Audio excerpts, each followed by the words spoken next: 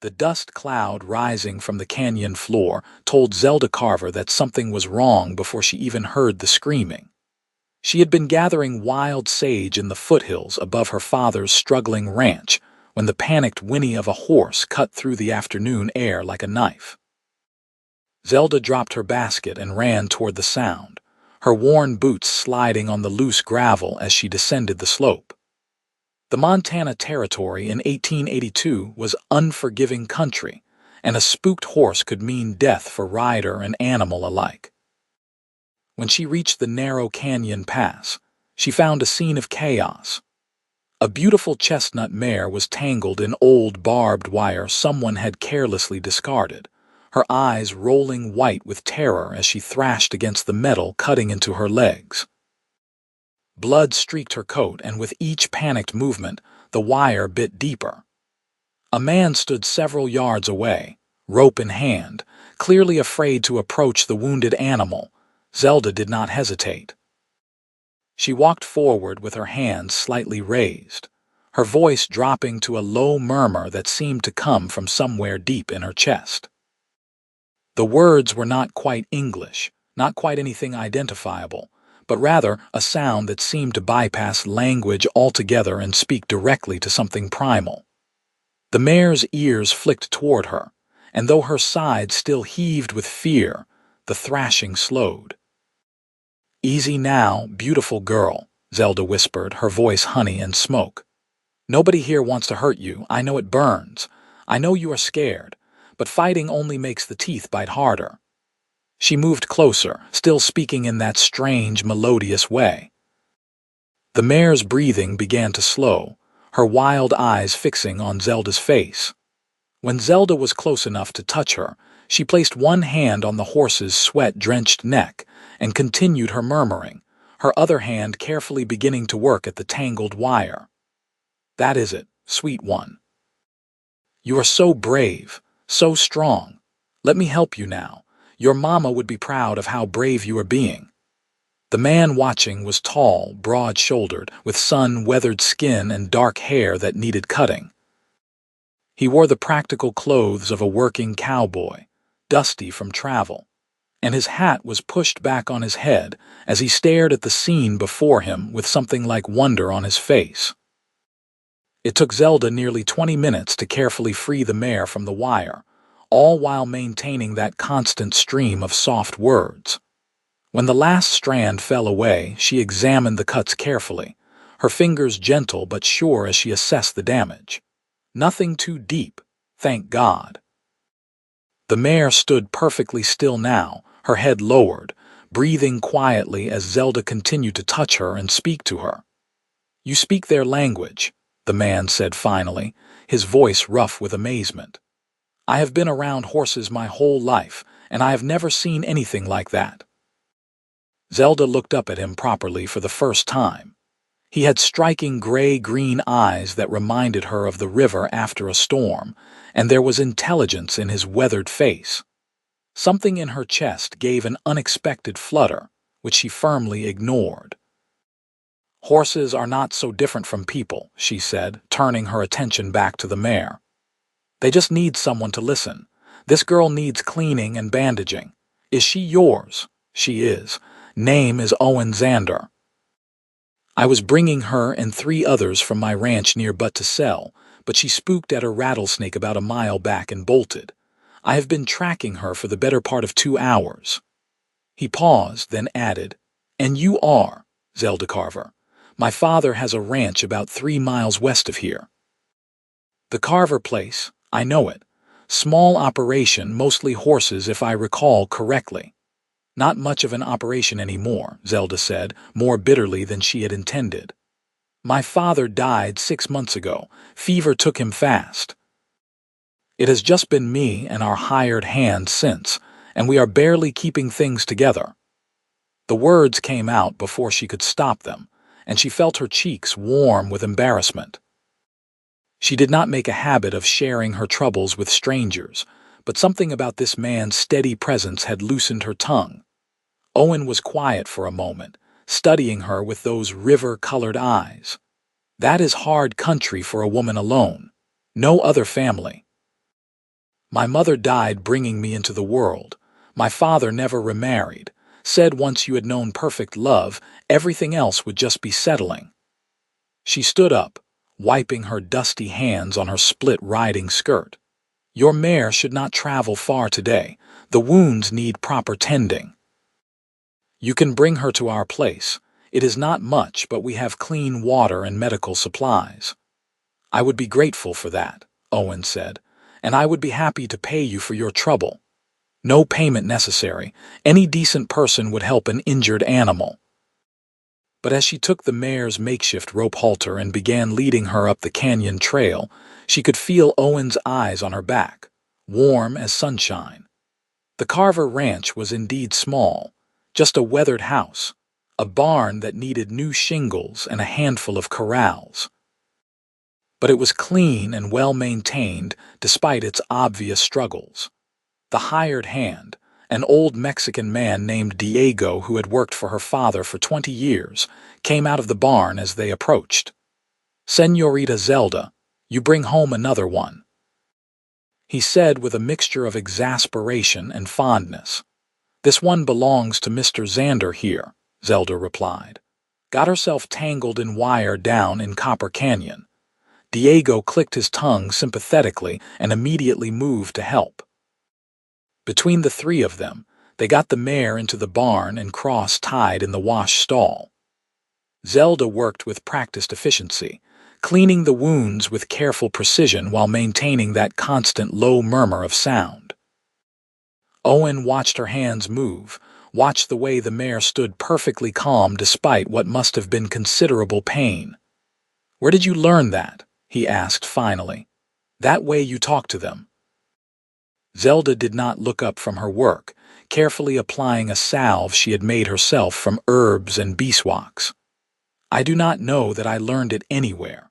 Horses have always made more sense to me than people. When I was little, my father used to say I spent more time in the barn than in the house." The horses just started talking back at some point. They talk back. Now she did look up, and there was a hint of amusement in her dark eyes. Not with words, obviously, but if you pay attention, they tell you everything you need to know. This girl, for instance. She is telling me she is embarrassed about spooking at that snake. She thinks she should have been braver. She is also telling me she is very grateful for the clean water and the fact that the burning has stopped. Owen shook his head slowly. "Most people would say you are crazy." "Most people do say I am crazy," Zelda replied calmly, beginning to wrap the worst of the wounds with clean cloth. "I am an unmarried woman of 22 living alone on a failing ranch, talking to horses like they are family. But they cross the street when they see me coming. The good church women think I am touched in the head or possibly a witch. Are you? A witch, I mean." She laughed then, a genuine sound that lit up her whole face. "If I were, do you not think I would have magicked myself a better situation than this? No, Mr. Xander. I am just someone who understands horses better than I understand people. It is not magic. It is paying attention." When the mare was fully bandaged and comfortable in a clean stall with fresh hay and water, Zelda invited Owen to the house. It would be rude not to, and besides, there was something about him that intrigued her despite herself. Diego had already disappeared to finish his evening chores, leaving them alone in the fading light. The house was neat but sparse, with the feeling of a place where someone was holding on by their fingernails. Still, Zelda had coffee on the stove within minutes, and she set out some bread and preserves she had made from wild plums. "You said you have a ranch near Butte?" she asked, settling into a chair across from him at the scarred kitchen table. "About 15 miles northeast of town. The Double X. My father started it 30 years ago, and when he passed 2 years back, it came to me. We run cattle mostly, but I keep a string of good horses. That mare you helped today, I raised her from a foal. She is one of the best I have bred. She is beautiful. Good bone structure, intelligent eyes. Someone will be lucky to have her. Actually, I was planning to keep her," Owen said, wrapping his hands around the coffee cup. Use her for breeding stock, but I am taking 3 others to the sale in Butt next week. They talked as the light faded outside, conversation flowing easier than Zelda would have expected. Owen told her about his ranch, about the challenges of running it alone since his father's death. His mother had died when he was young, and his only brother had gone east to become a lawyer, wanting nothing to do with ranch life. So you understand, Zelda said softly. That feeling of being tethered to a place that is slowly drowning you, but not being able to let it go because it is all you have left of them. I do, Owen admitted. Though in fairness, the Double X is doing well enough. We have good water and decent grazing. Your situation sounds considerably harder. Zelda's jaw tightened slightly. We are managing. Are you? The directness of the question caught her off guard. She wanted to bristle, to tell him it was none of his business, but the genuine concern in his eyes stopped her. No, she said finally, the admission feeling like pulling a splinter. We are not managing. We are failing slowly. Diego is loyal, but he is 68 years old and cannot do the heavy work he used to. We have 12 horses, but no real way to break and train them for sale. I can gentle them, get them comfortable with people, but I do not have the size or strength to do the serious saddle work. And without sellable horses, we have no income. We are maybe 3 months from losing everything. The silence that followed was heavy. Owen studied his coffee cup for a long moment before speaking. What if I helped you? Zelda's head jerked up. What? I need to be in this area for the next month anyway. I have business in Butt and some land I am looking at nearby. What if I stayed here, helped you break those horses properly so you could sell them? In exchange, you could teach me that thing you do, that way of speaking to them. It would be valuable for my breeding program. You want to stay here at my ranch. I would pay for room and board, of course. And I would do the heavy work. Diego could supervise, make sure everything is done to his standards. But between the 2 of us, we could have those horses ready for sale within a month. Maybe make enough to get you through another year, buy you time to figure out a longer-term solution. It was a practical offer, a generous offer, and exactly the kind of help Zelda needed. So why did her instinct scream at her to refuse? Maybe because Owen Xander made her feel things she had not felt before. Maybe because the way he looked at her made her skin warm and her thoughts scatter. Maybe because she had spent her whole life being careful, being controlled, and something about him felt dangerous in a way that had nothing to do with physical threat. That would be inappropriate, she said finally. An unmarried man staying at the home of an unmarried woman. The gossips in Butt would have a field day. The gossips in Butt already think you are strange, Owen pointed out reasonably. And Diego would be here as a chaperone. I could sleep in the barn. It would all be completely proper and businesslike. Why would you do this? You do not know me. Owen was quiet for a long moment, his eyes holding hers across the table. Because watching you with that mare today was like watching someone perform a miracle. Because I spent 3 years watching my father's ranch nearly fail after my mother died and he lost heart, and I know what it looks like when someone is drowning. Because you helped my horse when you did not have to, and because... He paused, then continued quietly, because something tells me I need to. Zelda's heart was hammering against her ribs. This was foolish. Reckless. Exactly the kind of decision her practical father would have cautioned her against. 1 month, she heard herself say. You can stay for 1 month. But if Diego objects, the deal is off. Diego did not object. In fact, when Zelda explained the arrangement to him the next morning, the old man's weathered face split into the widest grin she had seen from him in months.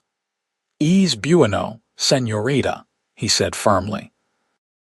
"You need the help, and this Owen, he seems like a good man, strong, knows his way around horses, and the way he looks at you." Diego waggled his eyebrows expressively. He does not look at me any particular way, Zelda protested, feeling her cheeks heat. Si, señorita, whatever you say. But Diego was still grinning as he walked away. Owen moved into the barn that same day, setting up a bedroll in the tack room that was surprisingly comfortable. He insisted on paying Zelda $20 upfront for the month's accommodation and meals, which was more than fair and would cover several pressing expenses. Then they got to work. The first horse they tackled was a 3-year-old gelding named Smoke, a gray with good lines but a skittish temperament.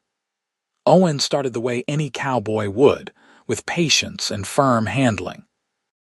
But after watching Zelda work her magic for a few minutes, getting Smoke calm and focused, he shook his head in wonder. "All right," he said. "Teach me. What are you doing that I am not?"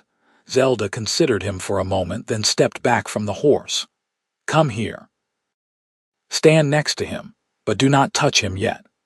Owen complied, and Zelda moved to stand beside him, so close she could smell the clean scent of his soap mixed with leather and sun-warmed skin. She tried to ignore the flutter in her stomach.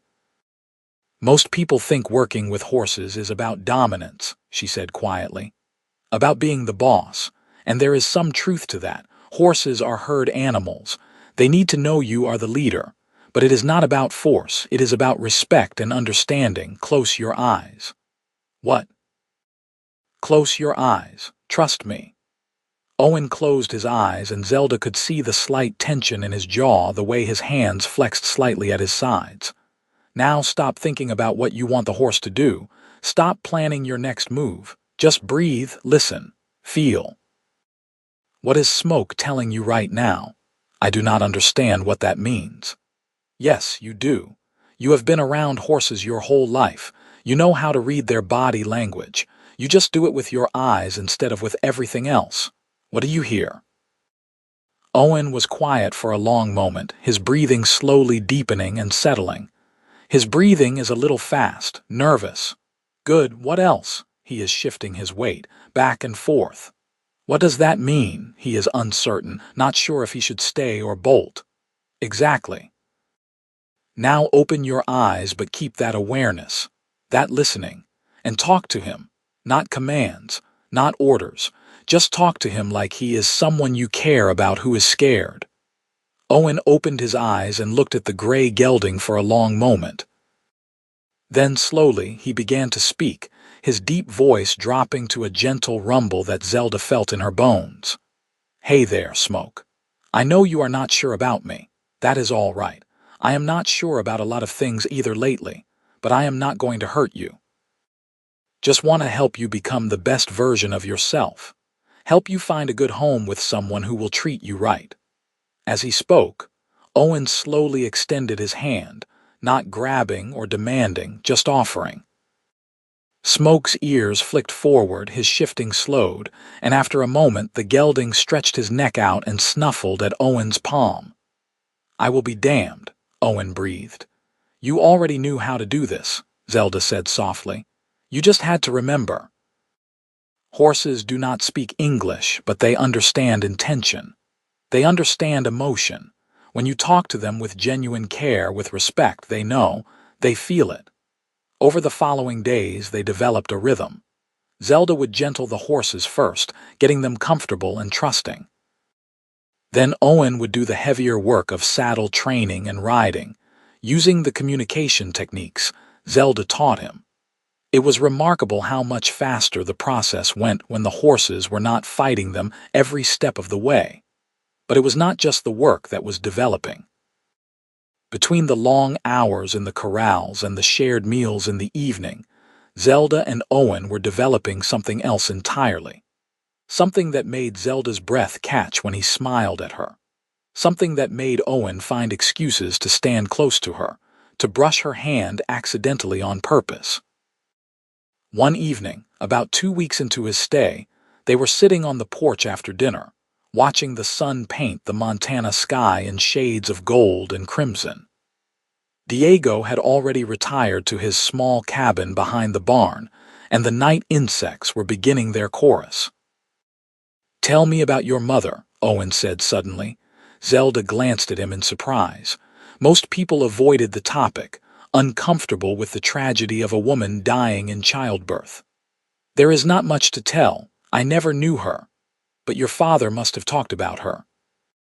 Constantly, Zelda admitted, a small smile touching her lips. He said she was the daughter of a crow woman and a French fur trapper, that she could ride before she could walk, that she sang to the horses in 3 languages and they followed her like she was made of sugar and oats. So that is where you get it from. Maybe.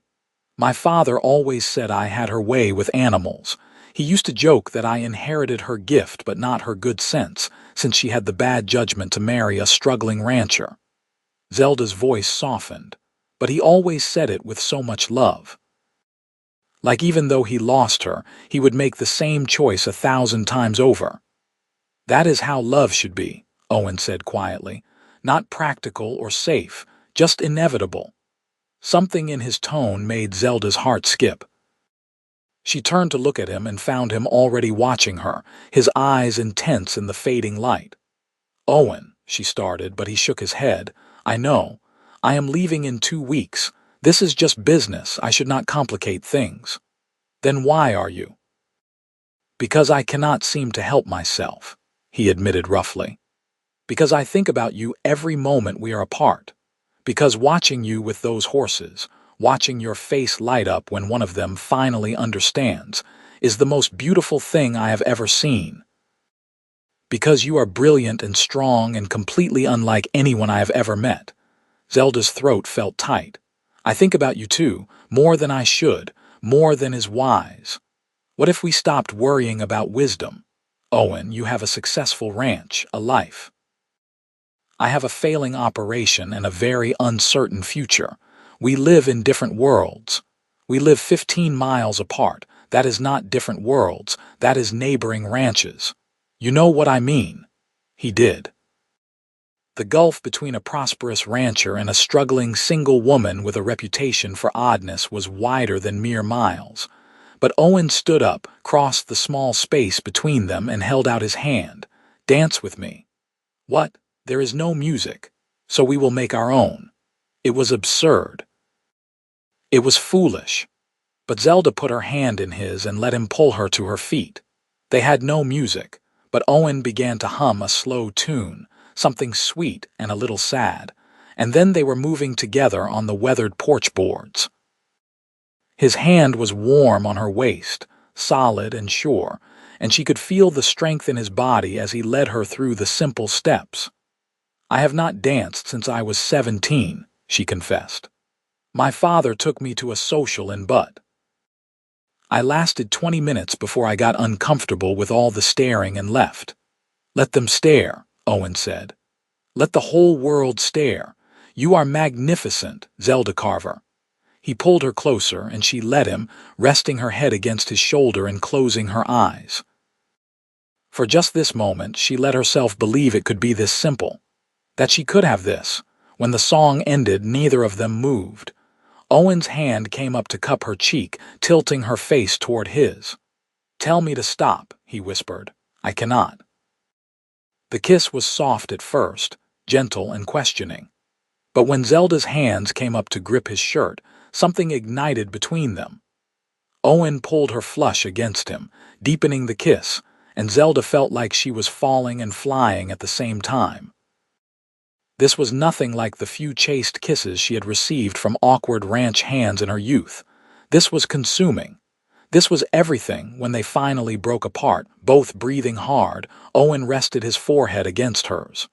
Well, he said unevenly, that complicated things. Despite everything, Zelda laughed. You think? They stood there for a long moment, wrapped in each other, before Zelda gently pulled away. You should get some rest. Tomorrow we start working with lightning and he is going to be a challenge. Zelda, please, I need to think. I just need to think. Owen studied her face, then nodded slowly. All right, but Zelda, this is not nothing to me. I need you to know that.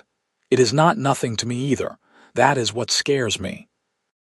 That night, Zelda lay in her bed staring at the ceiling, her fingers touching her lips where she could still feel the ghost of his kiss. Everything about this was complicated. Everything about this was a terrible idea, and yet her heart refused to listen to reason. The next morning, Zelda was up before dawn as usual. She had not slept well, her mind spinning with thoughts of Owen, of the kiss, of what any of it meant for her uncertain future. When she came out to the barn, she found him already there, working with lightning in the round pen. The black gelding was living up to his name, moving fast and nervous around the perimeter. But Owen was patient, keeping his body language non-threatening while maintaining clear boundaries. As Zelda watched, she could see him using the techniques she had taught him, that soft communication that was more feeling than words. "You are up early," she said, climbing onto the fence rail beside Diego, who was also watching. "He has been here since before the sun," Diego said approvingly. "This one, he is a worker, and he is good with the horses. You were right to accept his help, señorita." They spent the morning working together in comfortable partnership, and if there was a new awareness between them, a heightened consciousness of every accidental touch, neither mentioned it. By midday, Lightning had calmed considerably, enough to accept a saddle blanket without panicking. "He will be ready to ride in a few days," Owen assessed, wiping sweat from his forehead. "And the other three are coming along even faster. You are going to have a good string to sell, Zelda. This should bring in solid money. Thanks to you. Thanks to both of us. I do the muscle work, but you do the magic. It is not magic. Maybe not, but it is remarkable." They were standing close in the hot sun, and Zelda could feel that pull between them again, magnetic and undeniable. Before she could second-guess herself, she reached out and took his hand, lacing her fingers through his. "About last night," she started. "You do not have to explain. I understand if you regretted it. That is the problem. I do not regret it at all, and I should." Owen turned to face her fully, his other hand coming up to cradle her face. "Why should you regret something that feels right? Because feelings are not enough. Because in 2 weeks you will go back to your ranch and I will still be here, struggling to keep my head above water. Because caring about someone means they have the power to hurt you, and I have had enough loss in my life. What if I did not go back?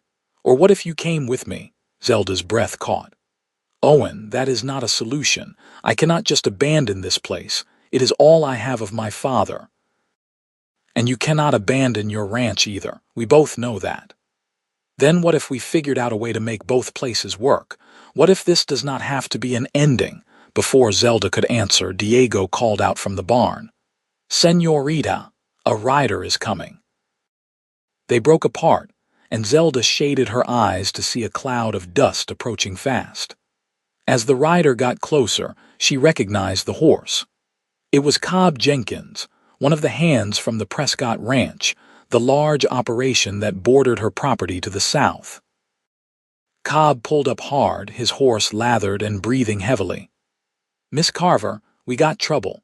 Some of our cattle broke through the fence and are headed toward Copper Canyon. But there is worse. Storm spooked them and they are stampeding. If they go through the canyon, they will hit your lower pasture where your horses are grazing. Those horses will not stand a chance if the cattle come through."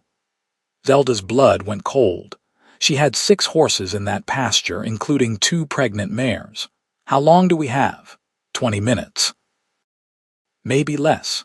We got men trying to turn them, but it is not looking good." Owen was already moving. "Zelda, you and Diego start getting the horses from the corrals moved to the upper pasture, away from danger. I will ride down and see if I can help turn those cattle. I am coming with you." "Zelda, those are my horses in danger. I am coming." There was no time to argue. Zelda ran for the barn, Owen and Cobb right behind her. Within minutes, she had her father's old bay gelding, Ranger, saddled and ready.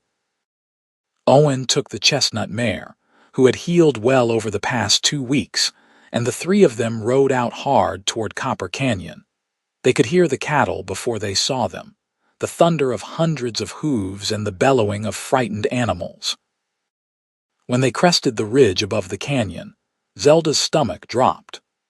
The herd was massive, maybe 200 head, and they were barreling straight for the narrow canyon pass with the single-minded terror of spooked cattle. 3 Prescott Ranch hands were trying to turn them, but they might as well have been trying to redirect a river with their bare hands. "We need to split them," Owen shouted over the noise. "Get them divided before they hit the canyon. If even half go through, your horses are done for." Zelda's mind raced. The cattle were too far gone for normal turning techniques. They were in full panic mode and nothing short of a wall would stop them, unless— "I have an idea," she yelled. "But you are going to think I am crazy. I already think you are crazy. Whatever it is, do it fast." Zelda kicked Ranger into a run, angling to get ahead of the stampede. Owen cursed and followed her, clearly thinking she was going to get herself killed. But Zelda had grown up in this country. She knew its rhythms, its dangers, and its possibilities. There was a narrow bottleneck about 300 yards ahead, where the canyon walls briefly constricted before opening up again. If she could get there first, if she could block that passage, the cattle would be forced to turn. But one rider would not be enough to turn them. One rider would just get trampled, unless that rider was loud enough. Zelda reached the bottleneck with seconds to spare. She wheeled Ranger around to face the oncoming stampede, and then she opened her mouth and screamed. Not words, not anything human. The sound that came out of her was wild and primal, the sound of a mountain lion's scream mixed with something even more ancient. It was the sound horses made when they were truly afraid, amplified through human vocal cords. Ranger danced beneath her, alarmed but trusting, and the sound echoed off the canyon walls, multiplying and distorting until it filled the entire space. The lead cattle faltered, confused and frightened by this new threat. Zelda screamed again, and Ranger reared impressively, his hooves striking the air. Owen reached her side a heartbeat later, immediately understanding what she was trying to do. He added his own shouts to hers, and together with the other riders coming in from the sides, they created enough chaos and noise to break the stampede's momentum. The lead cattle turned, flowing to the left away from the bottleneck, and the rest of the herd followed, their panic finding a new direction. Within minutes, the Prescott hands had the herd moving away from the canyon entirely. The immediate danger passed. Zelda slumped in her saddle, her throat raw, her whole body shaking with adrenaline. Owen was beside her in an instant, his hand gripping her arm. "Are you all right? That was the bravest and stupidest thing I have ever seen anyone do. Did it work?" "You just turned a stampede with nothing but your voice and sheer nerve." "Yes, it worked." Cobb rode up to them, his face split in a huge grin. "Miss Carver, that was something else. I have been working cattle for 15 years and never seen anything like that. You saved those horses of yours, and probably saved us from having to explain to Mr. Prescott how we lost half his herd over a cliff." By the time they rode back to the ranch, Zelda's adrenaline crash was hitting hard. Diego met them at the barn, relief evident on his weathered face. "The horses in the corrals are secure. I heard the cattle turned. Was that your doing, señorita?" "Zelda turned them," Owen said, helping her dismount since her legs were shaking too badly to manage it gracefully. "She is either the bravest woman in Montana or completely insane. Maybe both." "Definitely both," Zelda managed, then found herself laughing, half hysterical with relief and lingering fear. "I thought we were going to die. I really thought those cattle were going to run us down." Owen's arms came around her, pulling her against his chest, and Zelda let herself lean into his strength. She could feel his heart pounding as hard as hers, feel the fine tremor in his muscles that said he had been just as frightened as she was. "Do not ever do that again," he said roughly into her hair. "Do you hear me? I cannot watch you nearly die, I cannot. I had to. Those horses, I know you had to, but Zelda, if something had happened to you. He pulled back enough to look at her, and the raw emotion in his face made her chest tighten. I love you. I know it is too soon and this is all happening too fast, but I love you. And the thought of losing you makes everything else in my life feel meaningless. Zelda's breath caught. Owen, you do not have to say it back. I just needed you to know. Whatever happens, whatever we decide about the future, I needed you to know that. But the words were rising in Zelda's chest, undeniable and true. I love you too. I think I started loving you the moment you said I spoke their language, when you looked at me like my strangeness was not something to be ashamed of, but something wonderful. This kiss was different from the one on the porch. This was desperate and grateful, the kiss of two people who had just stared down death and found each other on the other side. When they finally broke apart, both breathing hard, Diego was very deliberately looking the other way and whistling tunelessly. I am too old to be seeing such things, he announced to no one in particular. I go check the fence lines now. Despite everything, they both laughed. That evening, after they had tended to all the horses and assured themselves that everyone was safe and sound, Zelda and Owen sat at the kitchen table with coffee and the remains of a simple dinner. The enormity of what had happened, both with the stampede and with their declarations to each other, seemed to fill the room. We need to talk about what happens next, Zelda said finally. I know. I meant what I said before. I cannot just abandon this place. Even if it is failing, even if it is more burden than blessing, it is my father's legacy. It is all I have left of my family. Owen reached across the table and took her hand. I am not asking you to abandon it, but Zelda, you have to be realistic. This ranch cannot sustain itself as it is. Even with the money from selling the horses, you are just delaying the inevitable unless something fundamental changes. I know, she admitted quietly. I have known that for months. I just have not wanted to face it. What if we combined operations?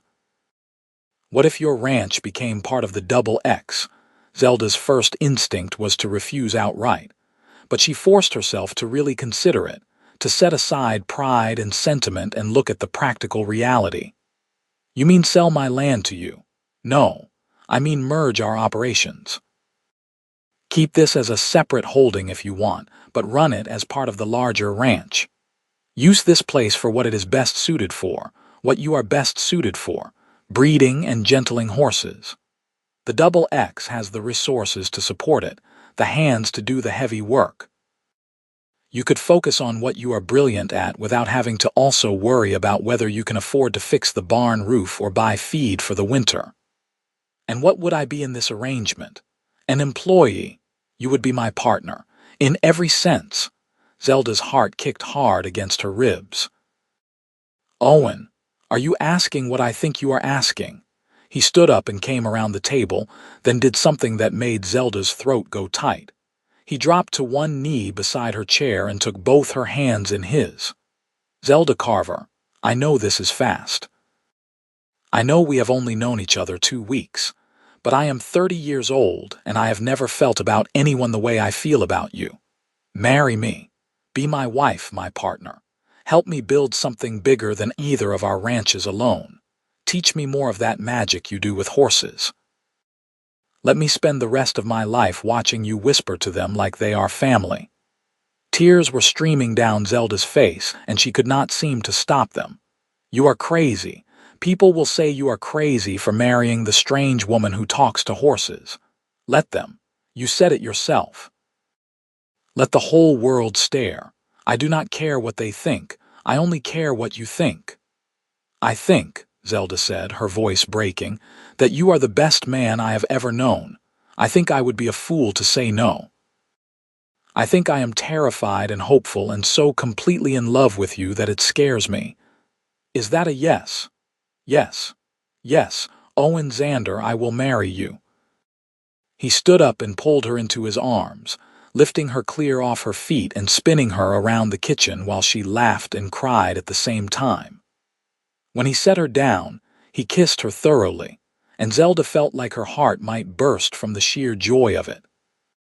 They were married 3 weeks later in a simple ceremony in Butte. Diego served as witness, along with Owen's ranch foreman, a gruff man named Samuel, who seemed cautiously pleased that his boss had found someone.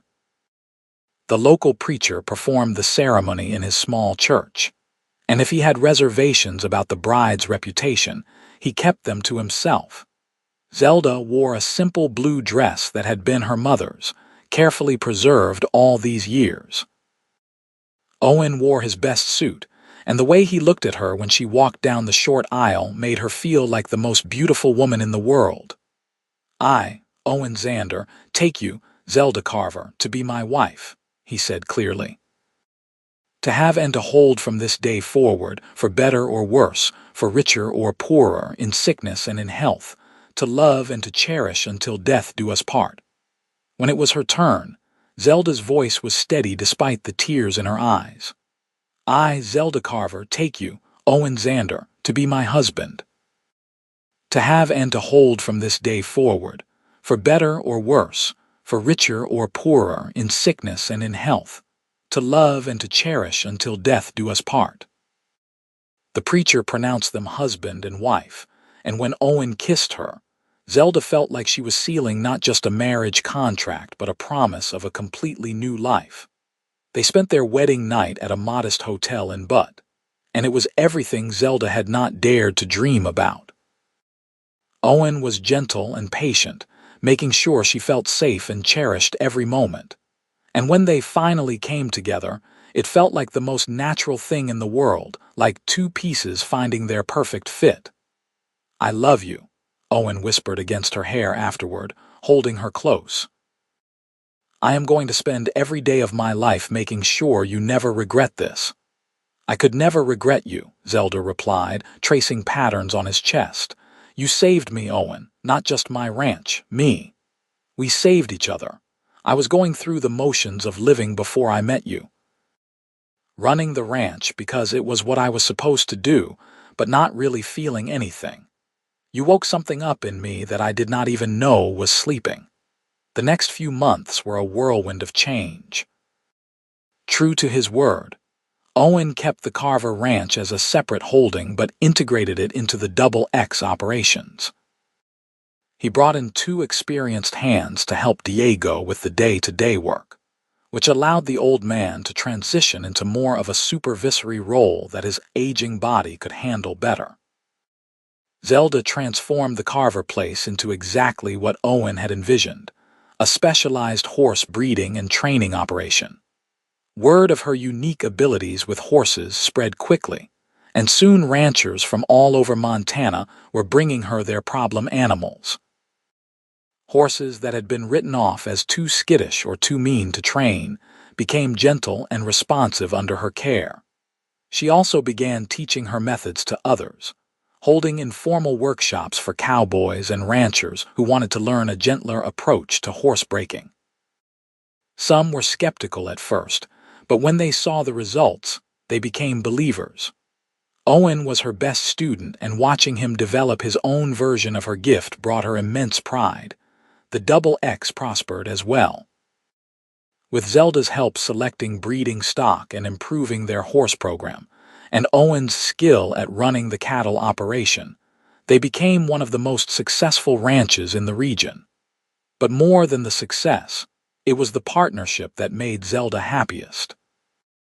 They made decisions together, worked together, built something together that was stronger than either could have created alone. The first winter of their marriage was hard. Montana winters were always brutal, but that year was particularly harsh.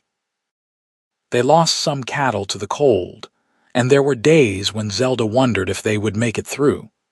But Owen's steady presence and his absolute faith in her kept her going. And when spring finally came, bringing with it new calves and new foals, Zelda felt like she had survived something important, like they had been tested and had passed. It was in the second spring of their marriage that Zelda discovered she was pregnant. She had suspected for a few weeks, but had not been certain until the traveling doctor who passed through Butt confirmed it. She told Owen that evening while they were in the barn checking on a mare who was due to foal soon.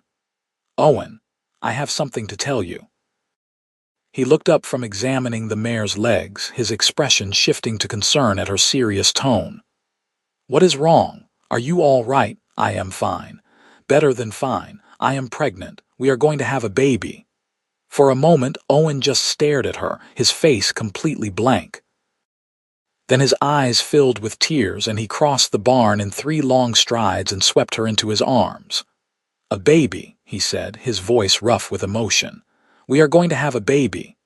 Are you happy?" "Happy? Zelda, I am over the moon, terrified but over the moon." He pulled back to look at her, his hands framing her face. "You are going to be such an incredible mother. Our children are going to grow up with horses like family and a mother who teaches them to listen to the world around them. They are going to be so loved." Zelda rested her head against his chest, listening to the steady beat of his heart. "I am terrified too. My mother died bringing me into the world. What if, do not go down that road. You are strong and healthy and we will get you the best care available. Nothing is going to happen to you. I will not allow it." His fierce protectiveness made her smile despite her fears. "I do not think you get a say in what life allows, Owen. Watch me. I did not find you just to lose you. You are stuck with me for the next 50 years at minimum." The pregnancy was not easy. Zelda suffered from terrible sickness in the first months and exhaustion that made even simple tasks feel overwhelming. But Owen was there every step of the way, taking over her heavier chores without complaint, bringing her tea and dry bread when nothing else would stay down, holding her hair back when she was sick. As her belly grew, so did her wonder. She would stand in front of the mirror in their bedroom, hands on the swelling curve, feeling the flutter of movement inside her and marveling that she and Owen had created this new life together. "You want a boy or a girl?" Owen asked one night as they lay in bed, his hand resting on her stomach. "I do not care. As long as they are healthy and whole, I will be grateful. What about you?" "Same. Though I admit, the thought of a little girl who looks like you with your dark eyes and that stubborn chin makes me smile." "Stubborn chin. It is one of your finest features. You stick that chin out when you are determined about something, and heaven help anyone who gets in your way." Zelda laughed and swatted his hand playfully. "Well, a boy who looks like you would not be so bad either, strong and steady and kind." The baby came in early December, during a break in the worst of the winter storms. Zelda's labor started in the middle of the night, and Owen immediately sent one of the hands racing to town to fetch the doctor. But babies come on their own schedule, and by the time the doctor arrived, their son had already been born, delivered with Diego's help and Owen's terrified assistance. "A boy," Owen said, his voice full of wonder as he held the tiny, squalling infant. "We have a son." Zelda, exhausted but euphoric, reached out for the baby. When Owen placed him in her arms, she looked down at the red, wrinkled little face and felt her heart expand in a way she had not known was possible. This was her son, hers and Owen's. "Hello, little one," she whispered. "I am your mama. And that terrified-looking man over there is your papa. We have been waiting for you." They named him Oliver Xander, and from the first day, he seemed to have his mother's temperament with horses. Even as an infant, he would quiet immediately when brought into the barn, his eyes tracking the movements of the animals with fascination. "He is going to be a horseman," Diego said approvingly when Oliver was 3 months old. "See how he watches. He has the gift, like his mama." Zelda could only hope it was true. As Oliver grew from infant to toddler, her hope became certainty. By the time he was 2, he was already toddling after her in the barn, his little hands reaching out to touch the horses with wonder and no fear. The horses, for their part, were remarkably gentle with him, as if they recognized he was someone special. Life settled into a comfortable rhythm. The Double X continued to prosper, becoming known throughout Montana not just for quality cattle but for exceptional horses. Zelda's reputation grew as well. She became known as the woman who could heal broken horses, who could take animals others had given up on and transform them into trusted companions. It was not always easy. There were hard years when drought threatened the herds, when disease swept through, and they lost animals. There were times when Zelda and Owen argued about decisions, their strong personalities clashing. But they always came back together, always remembered that they were partners in every sense of the word. When Oliver was 4, Zelda became pregnant again. This time she knew what to expect, and while the pregnancy was still challenging, it was less frightening. Their second child, a daughter they named Olivia, was born in the spring, her arrival heralded by the birth of a dozen new foals. "She comes with good luck," Diego said, holding the infant with the ease of long practice. "The land is blessing your family, Senora." Zelda thought he might be right. That year was one of their best, with healthy calves, strong foals, and good prices at market. But more than the material success, it was the fullness of her life that amazed her. 4 years earlier, she had been alone and struggling, facing the probable loss of everything her father had built. Now she had a husband she loved deeply, 2 healthy children, and a thriving ranch. As the children grew, the house that had felt so empty and sparse when Zelda lived there alone became filled with noise and laughter. Oliver was serious and thoughtful like his father, but with his mother's intuitive understanding of animals. Olivia was more outgoing, chattering constantly and making friends with every person and creature she encountered. Zelda taught both children her way with horses, showing them how to listen with more than their ears, how to communicate with intention and respect. Owen taught them practical skills, how to mend a fence and read the weather and handle a rope. Together, they raised their children to be competent and compassionate, to understand that running a ranch meant caring for everything under their stewardship, human and animal alike. When Oliver was 8 and Olivia 6, they added to the family again. Twin boys this time, Jacob and James, who arrived early and small but healthy. Diego joked that the ranch would need to double in size to support all these children, but his eyes were warm with affection as he said it. "Your father would be so proud," he told Zelda one evening as they watched the 4 children playing in the yard while Owen worked with a young horse in the corral. "He would see what you have built, what you have become, and he would burst with pride." Tears pricked Zelda's eyes. "I hope so. I think about him often. About how scared I was when he died, how certain I was that I would lose everything. I wish he could have met Owen. I wish he could see his grandchildren." "He sees," Diego said firmly. "The dead are not so far away, I think, he knows, and he is happy." The years continued to pass, each one bringing its own challenges and joys. Oliver grew into a tall, quiet young man with his father's steady demeanor and his mother's gift with horses. He took over much of the training operation, developing his own reputation as someone who could handle even the most difficult animals. Olivia grew into a beautiful young woman with her mother's dark eyes and a social grace that neither parent quite understood where it came from. She had less interest in the day-to-day ranch work but a brilliant head for business, and by the time she was 18, she was managing much of the ranch's finances and negotiations. The twins were wild cards, full of energy and mischief. They kept everyone on their toes but also brought endless joy with their antics. They were naturals with cattle, fearless riders who seemed to communicate with each other in their own private language. When Diego died peacefully in his sleep at the age of 82, it felt like losing a piece of the family's foundation. He had been there through everything, the struggles and the triumphs, a steady presence that had helped guide them all. They buried him on a hill overlooking both ranches, with a view of the horses he had loved so much. "He was a good man," Owen said quietly as they stood by the grave. "One of the best I have known." "He would have said the same about you," Zelda replied, leaning into her husband's solid warmth. They were in their 40s now, with gray beginning to thread through Owen's dark hair and lines of sun and laughter marking both their faces. But when he looked at her, Zelda still saw the same love that had been there from the beginning, constant and true. Life continued.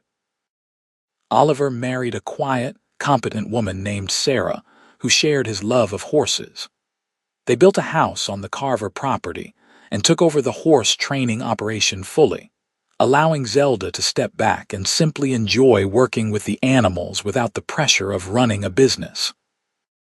Olivia surprised everyone by marrying a banker from Butte and moving to town, though she stayed intimately involved in the ranch's business affairs.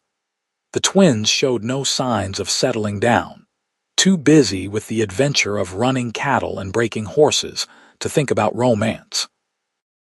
And then, 25 years after that day in Copper Canyon, when Owen had first heard Zelda speak to horses like they were family, they became grandparents. Oliver and Sarah's son, named Thomas after Zelda's father, was born on a bright autumn morning. Holding her grandson for the first time, looking down at his tiny, perfect face, Zelda felt the circle complete in a way she could not quite articulate. This child carried her father's name and her blood. He would grow up in the house her father had built, learning the same skills, walking the same land. "What are you thinking?" Owen asked softly, his arm around her shoulders as they looked at their grandson together. "I am thinking about the day we met. About how lost I felt, how certain I was that I was drowning. I am thinking about how one tangled horse and one good man changed everything. I am thinking about how lucky I am." "We are lucky," Owen corrected. "I was going through the motions before you. You gave me purpose. You gave me this." He gestured to encompass not just the baby but everything around them, the ranch, the family, the life they had built together. As the sun set over the Montana hills, painting the sky in shades of gold and rose, 3 generations of the family gathered in the yard. The children were playing, their laughter carrying on the evening air. Horses moved peacefully in the corrals. The land that had almost been lost was now secure, thriving, ready to support the next generation and the one after that. Zelda stood on the porch of the house where she had grown up, with Owen's arm around her waist and her children and grandchild nearby. She thought about her father, about her mother she had never known, about Diego and all the others who had helped shape this life. She thought about that terrified young woman who had stood in this same spot 25 years ago, watching her world crumble, not knowing that salvation was riding toward her in the form of a cowboy with kind eyes and a tangled horse. "You ever regret it?" she asked Owen quietly. "Choosing me, choosing this life." He turned to look at her, and the expression on his face was everything she needed to know. "Not for one single moment. You are the best decision I ever made, Zelda Zander. You and everything that came from us." Later that evening, after the family had dispersed to their various homes and the ranch had settled into nighttime quiet, Zelda walked out to the barn. It was a habit she had never broken, this evening walk to check on the horses one last time. Owen often joined her, as he did tonight. The barn was peaceful, filled with the soft sounds of horses drowsing in their stalls. Zelda moved from stall to stall, greeting each animal, laying her hand on warm necks and receiving soft nickers in return. "You still do it," Owen said, watching her with a smile. "Still whisper to them like they are family." "They are family," Zelda replied simply. "They always have been. They brought you to me, did they not? That they did, and I will be forever grateful." They stood together in the barn, surrounded by the horses, and Owen pulled Zelda into his arms. She rested her head on his chest, listening to his heartbeat, strong and steady as it had been for 25 years. "I love you," she said softly. "More now than even at the beginning, if that is possible. It is possible, because I feel the same way. Every year with you is better than the last, Zelda. You are my home. They stood there for a long time, two people who had found each other against all odds, who had built something lasting and true. Outside, the Montana sky blazed with stars, and the land stretched out in all directions, wild and beautiful and theirs. In the stall nearest them, a mare nuzzled her new foal, and the little one struggled to his feet on wobbly legs. His mother nickered encouragingly, and the foal took his first tentative steps. New beginnings, Owen said, watching the scene with a smile. Always, Zelda agreed. As long as we have each other and this land and these horses, there will always be new beginnings.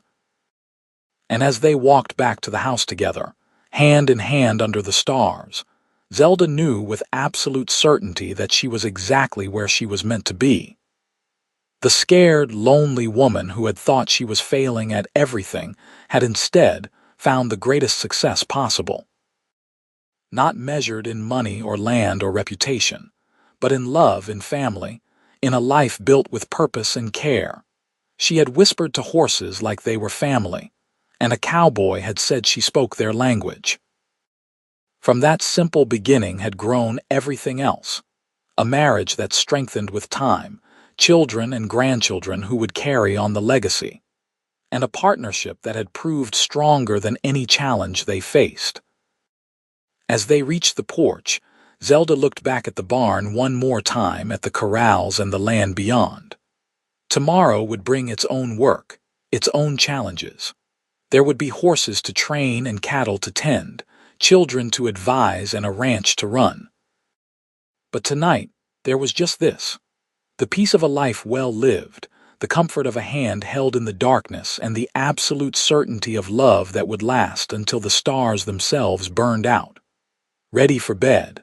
Owen asked, his thumb tracing circles on the back of her hand. "Ready," Zelda replied, and together they went inside, closing the door on another perfect day in a life full of them. The years that followed brought more changes, as years always do. Olivia gave them two more grandchildren, city children who nonetheless loved visiting the ranch and learning its ways. The twins eventually settled down, Jacob marrying a rancher's daughter from a neighboring spread, and James surprising everyone by falling for a schoolteacher who had moved to Butte from back east. The Double X expanded, acquiring more land, running more cattle and horses. But it never lost its heart, that core value that Zelda and Owen had built it on. Animals were treated with respect and care. The land was worked but also preserved. Employees were paid fairly and treated like family. Oliver and Sarah had 3 more children, and the house on the Carver property rang with the sound of young voices just as the main house once had. The horse training operation became renowned throughout not just Montana but the surrounding territories. People traveled from far and wide to learn Zelda's methods, to buy horses trained with her gentle approach. As Zelda and Owen moved into their 50s and then 60s, they gradually turned over more of the day-to-day operations to their children. But they never fully retired. Owen could still be found most mornings checking fence lines or working with the cattle crew. Zelda still spent hours in the barn, still whispered to horses like they were family, still worked her particular magic with animals that others had given up on. They had become fixtures in the community, respected not just for their success but for their character. The whispers about Zelda being strange or touched had long since faded, replaced by admiration. She was invited to speak at gatherings, to teach workshops, to consult on difficult cases.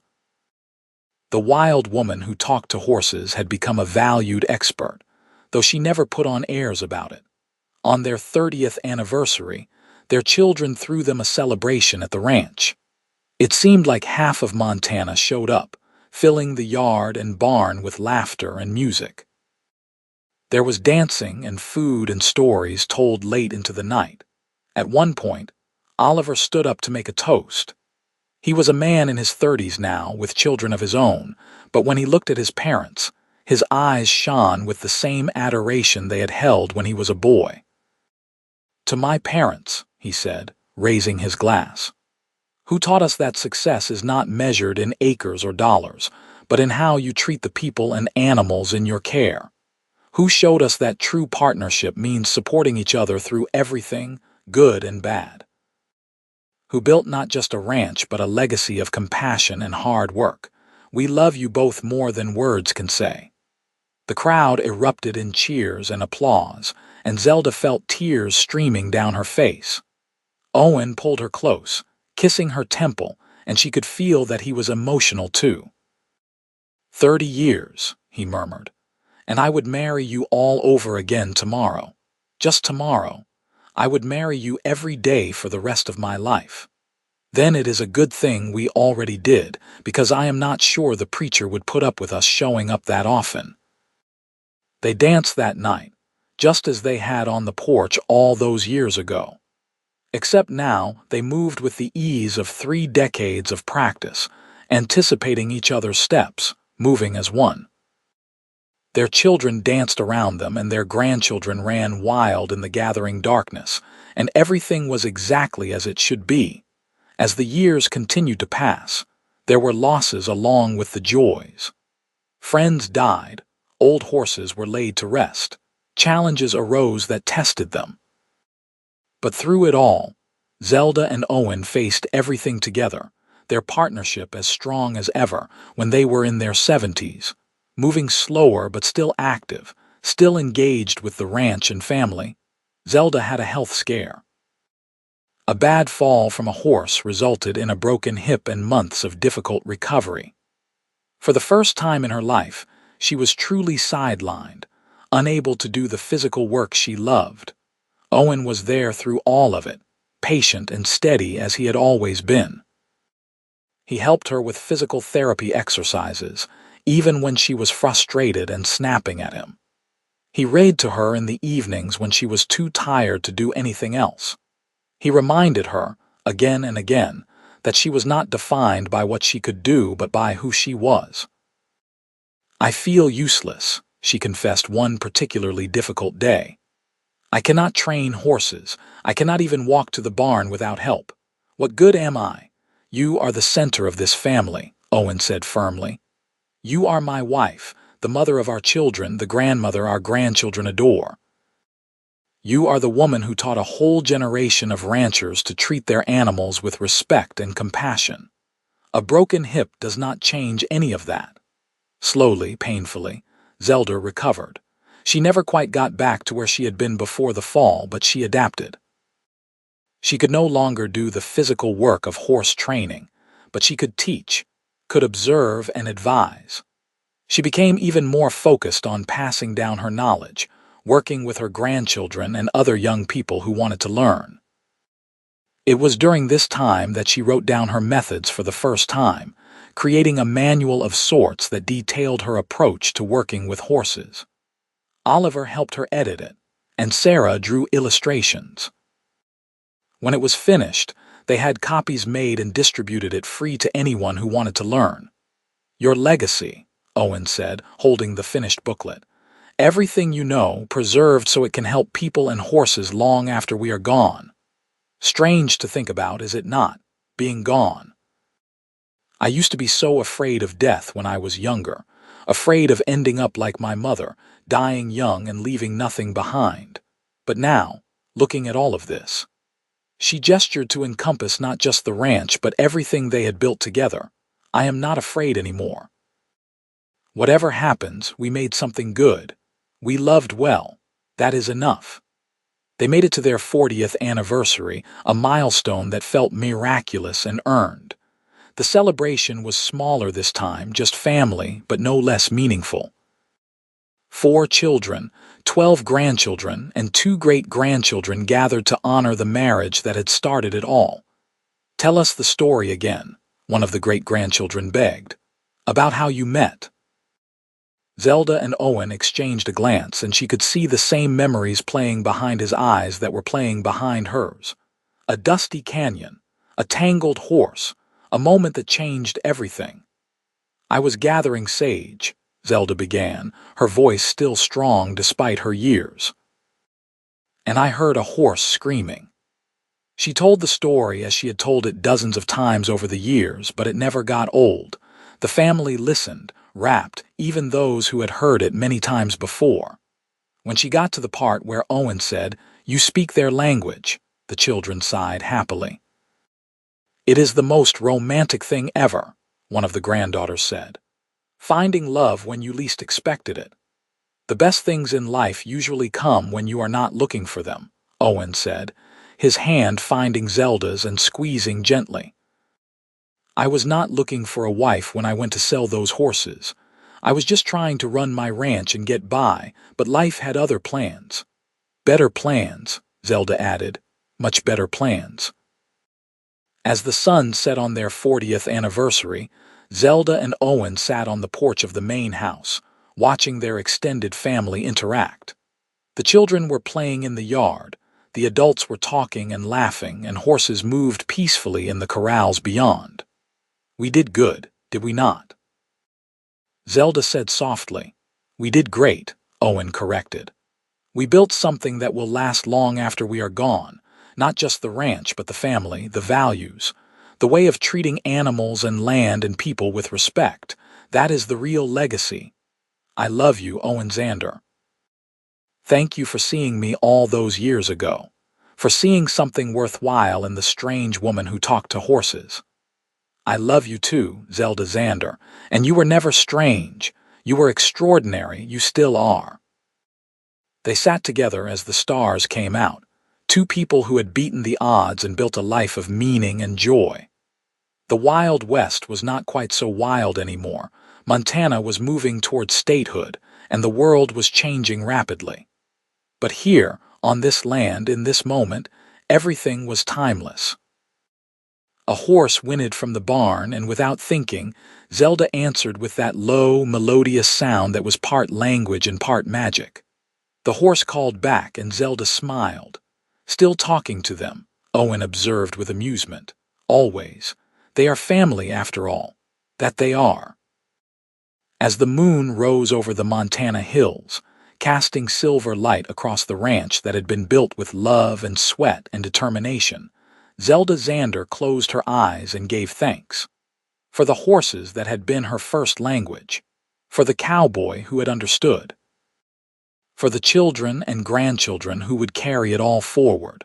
For a life that had been hard but so very, very good. She whispered to horses like they were family, and a cowboy had said she spoke their language. From those simple beginnings had grown an empire of love, and it would stand for generations to come. A testament to what two people could build when they worked together, loved completely, and never gave up on each other or their dreams.